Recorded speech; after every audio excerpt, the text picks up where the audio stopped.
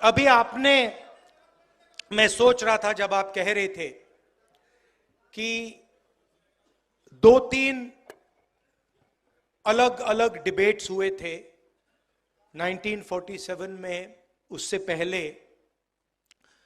और उन्होंने हिंदुस्तान का फाउंडेशन बनाया था। और आपने कहा कि अब वही जो फाउंडेशनल आइडियाज हैं उनको तोड़ा जा रहा है, परे करा जाए। कॉन्स्टिट्यूशन सिर्फ एक किताब नहीं है। कॉन्स्टिट्यूशन, अगर आप इसको थोड़ी गहराई से देखें, ये actually transfer of power document है। और ये सिर्फ एक किताब नहीं है, ये एक ट्रांसफर ऑफ पावर की प्रोसेस है जो 1947 में शुरू हुई है। अब एक बात क्लियर है, वो 1947 में भी थी, आज भी है, शायद कल भी होगी, कि अगर आप हिंदुस्तान के पॉपुलेशन को देखें, सर्वे करें, तो आपको पता लगेगा कि तकरीबन 90% पॉपुलेशन दलित, आदिवासी, ओबीसी, माइनॉरिटी। ये फैक्ट है, इसको कॉन्टेस्ट नहीं किया जा सकता। और मेरे लिए एक ही इंटरेस्टिंग सवाल है कि अगर हम कॉन्स्टिट्यूशन को पढ़ें और उसमें साफ लिखा है कि हिंदुस्तान के हर व्यक्ति को के साथ एक जैसा बर्ताव होना चाहिए, it is also a document of equality. So it is a document of transfer of power, it is a document of equality. तो मेरे लिए सवाल इंटरेस्टिंग यही है कि भैया 90% के पास कितनी भागीदारी है, यही सवाल है, और कोई सवाल ही नहीं है। क्योंकि अगर 90% का पार्टिसिपेशन है ही नहीं, तो फिर डिबेट का क्या मतलब? डिबेट चलती जाए, वो 5% 10% डिबेट कर रहे हैं, 90% डिबेट में तो है ही नहीं। क्यों? अगर आप हिंदुस्तान के नैरेटिव को देखें और पावर स्ट्रक्चर को देखें, चाहे वो कॉर्पोरेट स्ट्रक्चर हो, चाहे हमारे मीडिया में जो हमारे दोस्त हैं वो हो, चाहे ब्यूरोक्रेटिक स्ट्रक्चर हो, उसमें 90% की आवाज ही नहीं है। और मैं ये लाइटली नहीं कह रहा हूं, मैंने इसको स्टडी किया है। तो 90% लोग नैरेटिव में है ही नहीं। आप मीडिया को देखिए,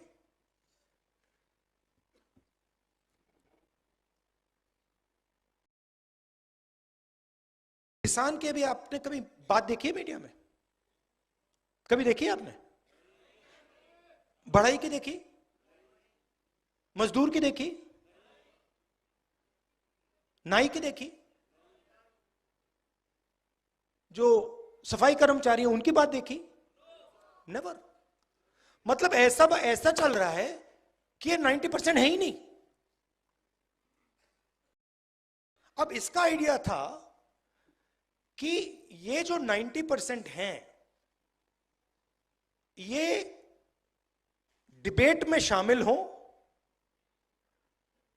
इनको डिबेट के औजार मिले, इनको भागीदारी मिले, इनको पार्टिसिपेशन मिले। अब मान लीजिए यहां पे हम 10 लोग बैठे हैं और मैं माइक लिया हूं और मैं भाषण कर रहा हूं और उनको माइक ही नहीं मिलता है, तो डिबेट किस बात की हो रही है?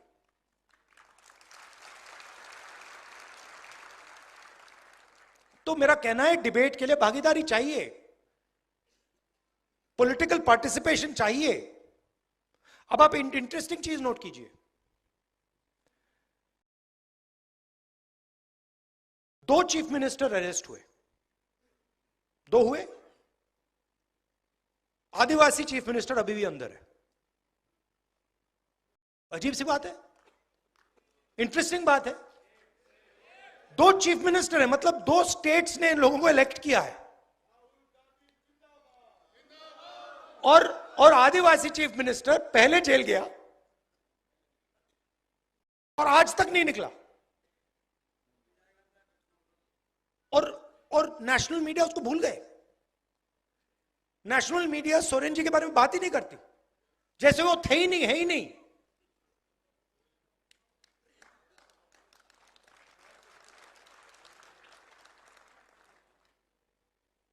मायावती जी भ्रष्ट हैं, मगर नवीन पटनायक भ्रष्ट नहीं है। लालू जी भ्रष्ट हैं। बड़ी इंटरेस्टिंग बात है, मतलब ऑटोमेटिकली फ्रेमिंग हो जाती है। कोई ट्राइबल, आदिवासी हो, दलित हो, पिछड़ा हो, उसकी फ्रेमिंग हो जाती है कि ये भैया ये है, और 2 अलग अलग कानून चलते हैं, रूल्स चलते हैं। मैंने कल कहा, Uber driver, truck driver, bus driver गलती से अगर एक्सीडेंट कर देते हैं, किसी को मार देते हैं, एकदम उनको पकड़ के 10 साल की जेल हो जाती है, चाबी फेंक देते हैं। पुणे में 17 साल का बच्चा शराब पी के पोर्श गाड़ी चलाता है, 2 लोगों को मार देता है, और उससे कहा जाता है कि आप ऐसे लिखिए, ऐसे लिखिए। अच्छा भाई, अगर वो ऐसे लिखेगा तो ट्रक ड्राइवर से भी ऐसे लिखाओ, बस ड्राइवर से भी ऐसे लिखाओ, टेम्पो ड्राइवर से भी ऐसे लिखाओ। तो और 2 भाषाएं चल रही हैं, 2 अलग अलग भाषा। मैं आपको उदाहरण देता हूं। एक दिन मैंने कॉन्स्टिट्यूशन क्लब में एक भाषण कर दिया, पता नहीं आपको याद है नहीं। उसमें मैंने कहा, एस्केप वेलोसिटी की बात की, याद है आपको? मैंने कहा कि देखिए, जो दलित कम्युनिटी है हिंदुस्तान में, भारत में, सॉरी गलती, भारत में, जो भारत में दलित कम्युनिटी है, ओबीसी कम्युनिटी है, ट्राइबल कम्युनिटी है, इन पर ऑटोमेटिकली दूसरा प्रेशर लगता है, मतलब शुरुआत से ही। और मैंने एस्केप वेलोसिटी का एग्जांपल दिया। इंटरेस्टिंग बात थी कि भाषण दलितों को, पिछड़ों को, आदिवासियों को बहुत अच्छा लगा, और जो हमारे मीडिया वाले मित्र हैं, हाई फ्लायर्स हैं, उन्होंने उस भाषण को रिडिक्यूल किया। और जब से मैं छोटा था, देखिए एक बात,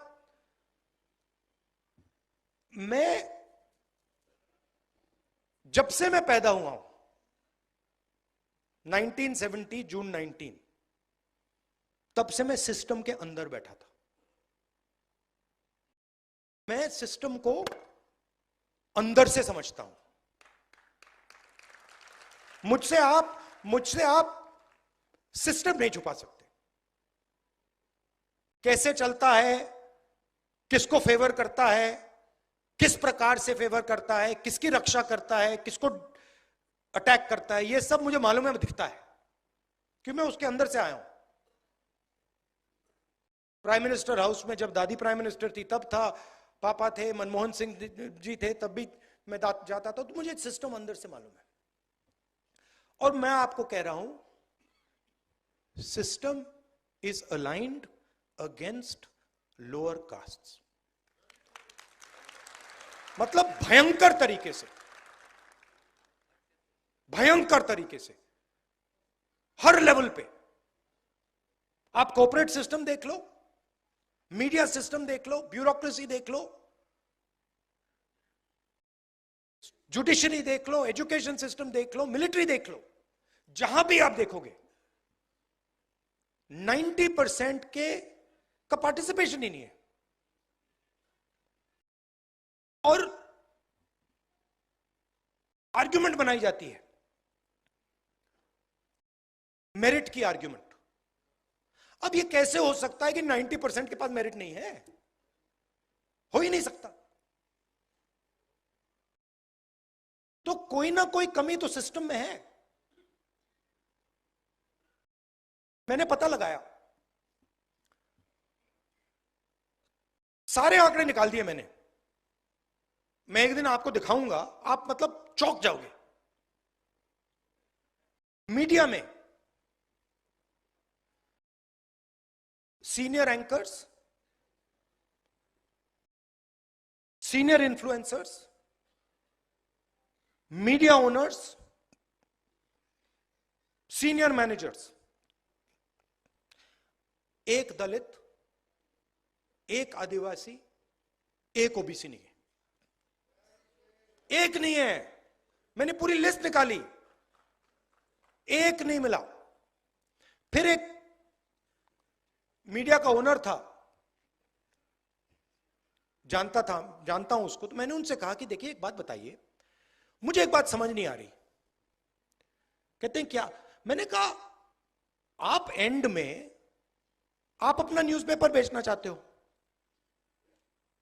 आप अपना प्रोडक्ट बेचना चाहते हो? कहता है हाँ।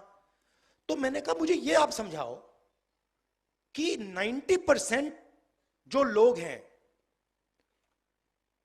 उनकी बात आप क्यों नहीं करते हो?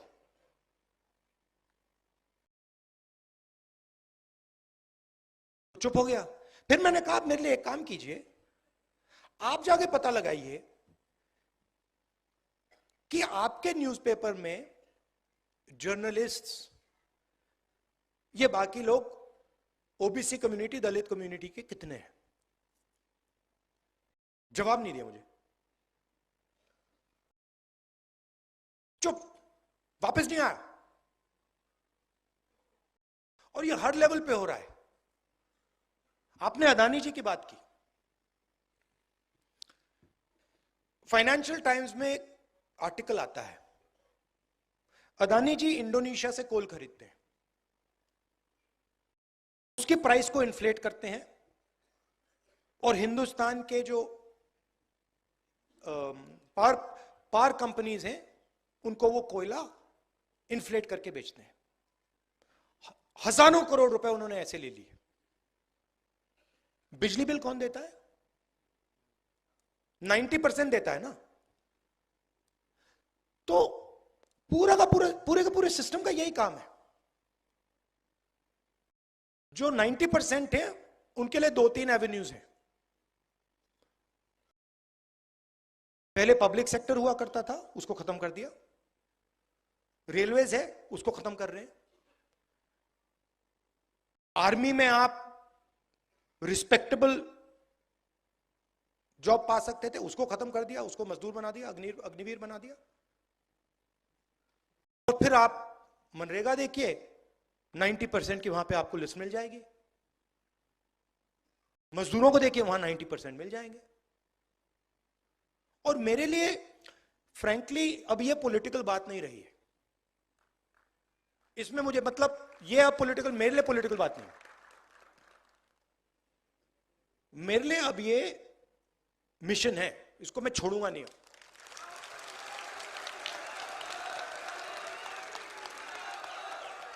क्योंकि अगर हम भारत की बात करें,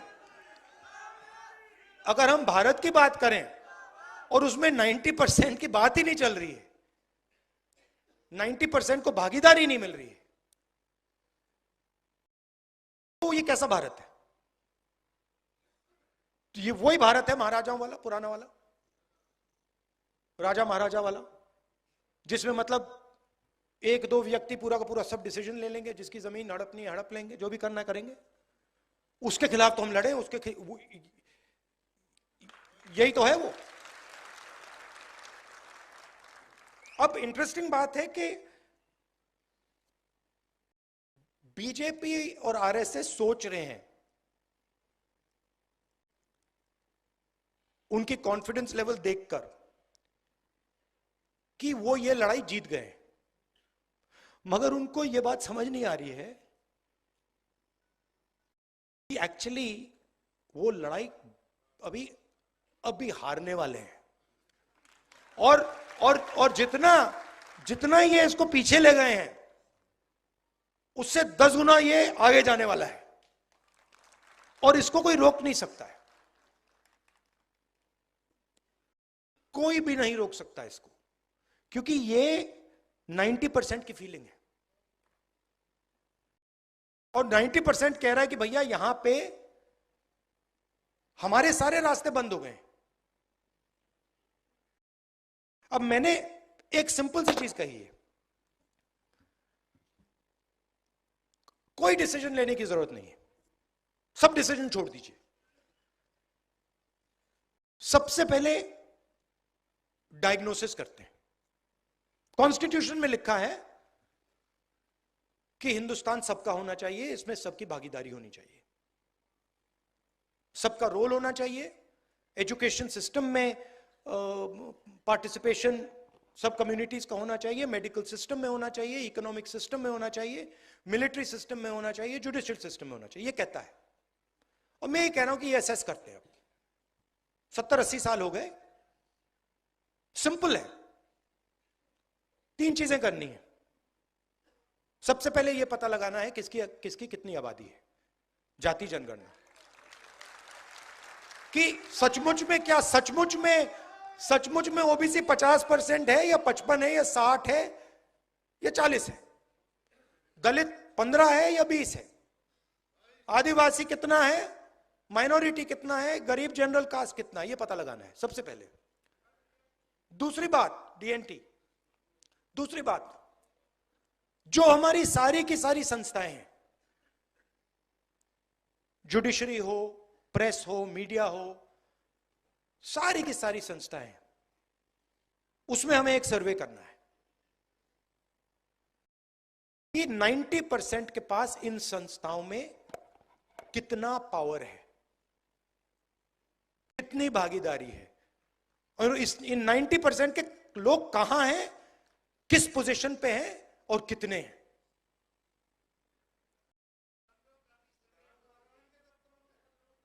हाँ, यह दूसरी बात है। और तीसरी बात इकोनॉमिक फाइनेंशियल सर्वे, कि हिंदुस्तान का जो धन है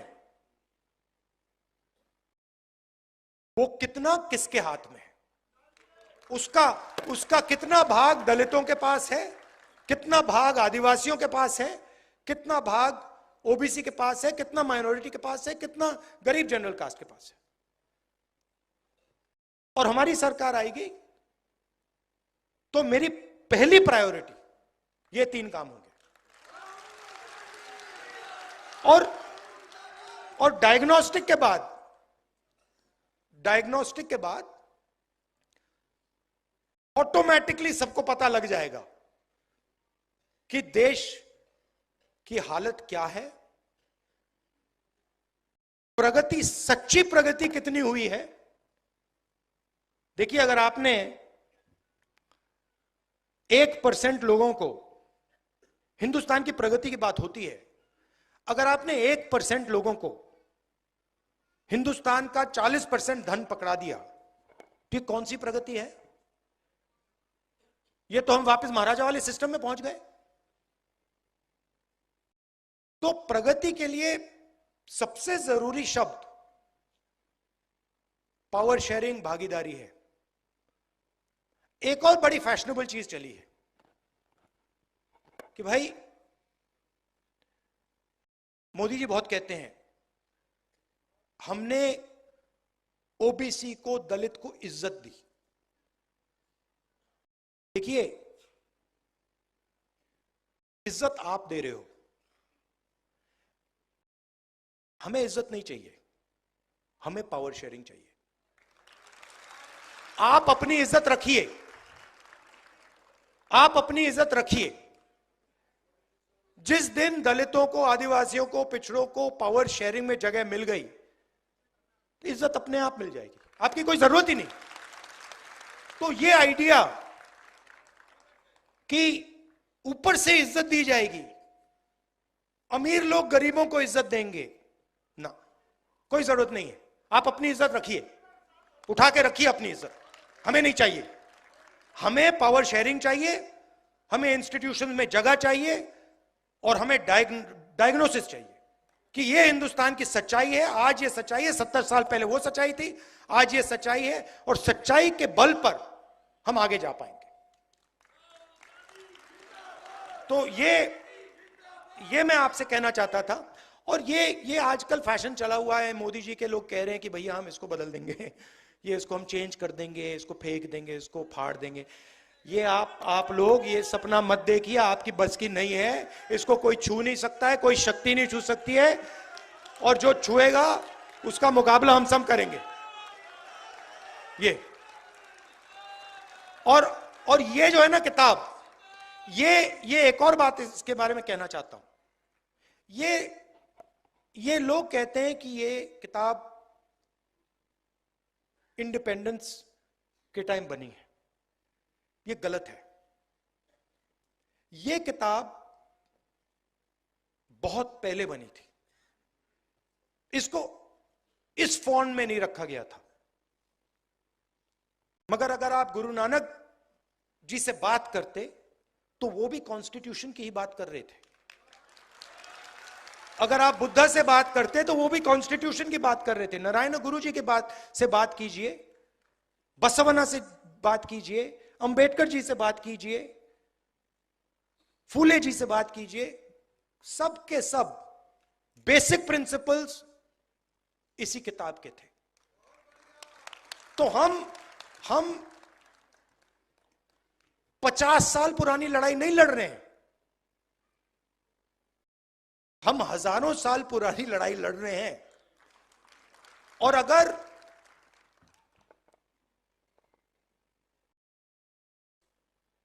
उनका एक विजन है, मोदी जी का, आरएसएस का, उनका एक विजन है। वो कहते हैं कि उनका हजारों साल पुराना विजन है, हमारा भी विजन है, और हमारा भी विजन हजारों साल पुराना है, और ये लड़ाई हजारों साल से चल रही है। तो ये मैं आपसे कहना चाहता था।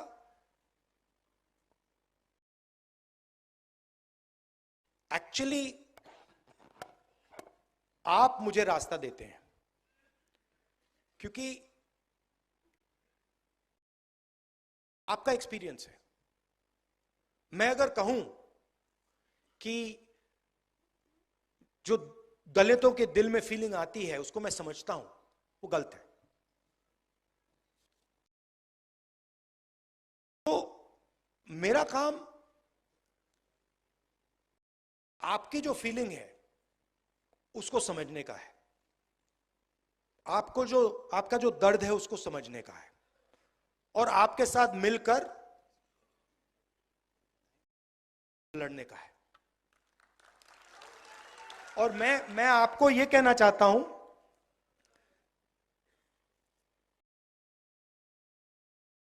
कि अभी इंटरेस्टिंग टाइम शुरू हो रहा है।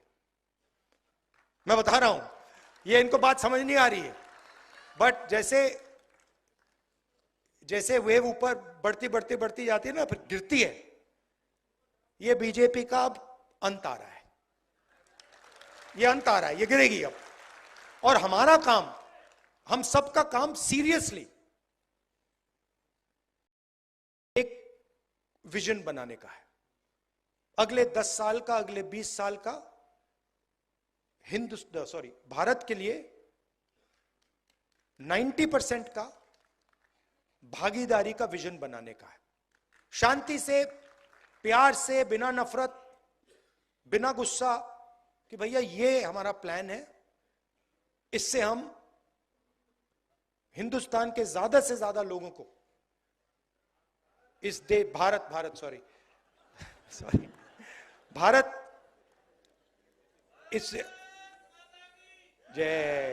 इससे हम ज्यादा से ज्यादा लोगों को इस देश के प्रगति में, इस देश के फ्यूचर में हम शामिल कर सके। और ये लंबा रास्ता है, हम सब एक साथ इस पे चलेंगे और बहुत अच्छा रिजल्ट आएगा। आप सबका दिल से बहुत बहुत धन्यवाद। एक बार फिर माफी मांगता हूं, थोड़ा लेट हो गया। धन्यवाद, नमस्कार।